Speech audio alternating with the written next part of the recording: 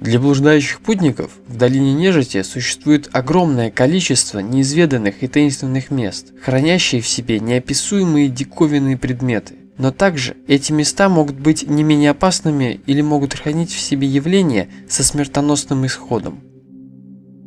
Темного времени суток. Вы попали в долину нежити. Отойдем немного от разбора основной тематики и поговорим о том, какие явления смертельны для блуждающих путников. Не забывайте подписаться на канал, а также оставить свой неживой комментарий. С каждым новым роликом набираются не только факты о нежити и долине, но и собираются интересные моменты истории проекта. Потихоньку с каждым выпуском будут набираться элементы для мертвого айсберга. Когда наберется 50 пунктов, айсберг по долине будет выпущен. Долина нежити хранит в себе удивительные места, хранящие в себе разные смертоносные явления. Так, на своем пути в долине нежити блуждающие путники обязательно вступят на земли аномального леса, в котором возможно встретить следующие аномалии.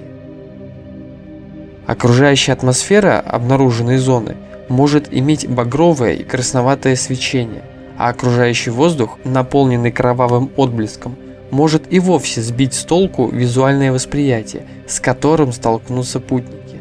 Этот эффект сильно перенапрягает глаза, отчего появляется ощущение легкой слепоты и сухости глаз, а из-за обманчивого осязания путники почувствуют теплую кровь на открытых участках тела.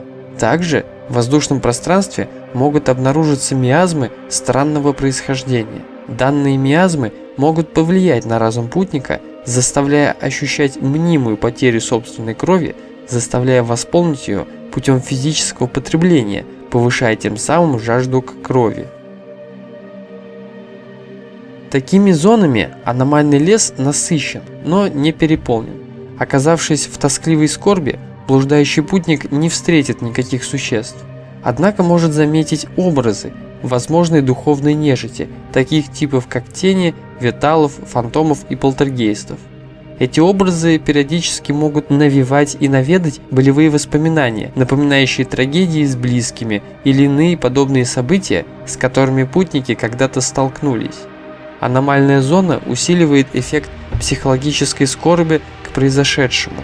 Переживая вновь эти невзгоды, узник аномальных образов все сильнее станет ощущать боль и тоску к произошедшим вещам, и в скором времени пробудит в себе желание наказать себя за допущенное горе, которое произошло как по вине его действий, так и вне его деяний. Не только аномальный лес имеет такие особенные места, тоскливая скорбь встречается и в других частях долины, но уже редко.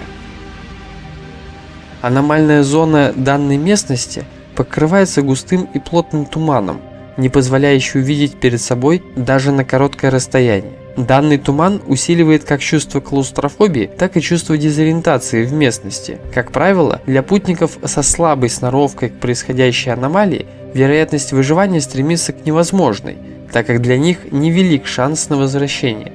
Путники используют разные способы крепления и слежения между участниками похода, от плотных веревок, связанных на талию каждого путника, до самых ярких источников света. Но каждый раз туман может оказаться коварнее, чем в прошлый выход. В этом лесу царит могильная тишина, и встретить здесь живое разумное существо – большая редкость. Но порой опасность может представлять не только в существах, ведь лес содержит в себе разные явления и сущности, таящие в себе опасность, как вы были убеждены в этом. Сухие поля – территория, простирающаяся на множество километров. Ее земля высушена и покрыта глубокими трещинами. Земля в этой местности рыхлая и в то же время плотная, однако под каждым шагом можно услышать резкий хруст от тяжелых шагов для местной поверхности. Слои этих территорий довольно многочисленны. Пыль, прах, известь и сажа, пришедшие из других частей долины, собираются именно в этих местах, образуя просторные гладкие покровы. Эффекты и аномалии, встречающиеся в сухих полях, следующие. В этой местности Блуждающие путники на мгновение могут быть дезориентированы и погрузиться в свое подсознание, не обращая внимания на окружающее происходящее. В случае попадания в поляны забвения, на долгое пребывание без подготовки, скиталец рискует отдаться воле забвению и позабыть себя, свое имя и прошлое. Сознание расплывется, образ растворится, путник сгинет в сухих полях, растворяясь в пустошах. В сухих полях путешественники могут услышать странные шепоты, несущиеся откуда-то издалека. Источник этого монотонного говора обнаружен не будет. При долгом вслушивании этого шепота громкость окружающего шума и напряжения постепенно будет нарастать. Длительное пребывание в области безмолвного шепота может привести к потере слуха и психическим расстройствам, вплоть до разрыва барабанных перепонок и потери органов слуха в целом. Порой аномалия может развить свой коварный эффект неожиданным образом. Легкий ветер в сухих полях не является редким явлением. Простудиться от подобного ветерка не так страшно. Куда страшнее очутиться в таком месте, где дует пронзительный и смертельный проникающий ветер. Это аномальное явление, которое приносит на сухие поля ледяной поток, проникающий сквозь одежду, кожу и плоть, оставляя за собой следы обледенения, замораживает тело изнутри. Неосторожные путешественники, оказавшиеся в ловушке этого эффекта, могут подвергнуться обморожению и чаще всего гипотермии. В зависимости от разных точек зрения и восприятий, некоторые аномалии имеют разные названия и описания. И такое неудивительно, ведь из-за разных жизненных ценностей и приоритетов каждый блуждающий путник по-разному воспринимает то, что предстает перед его взором. Или же сама аномалия имеет возможность одновременно проявлять разные эффекты и обличия для непрошенных гостей. Напишите комментарий, какая аномалия показалась вам интересной и какие эффекты вы, возможно, могли бы присвоить этим явлениям.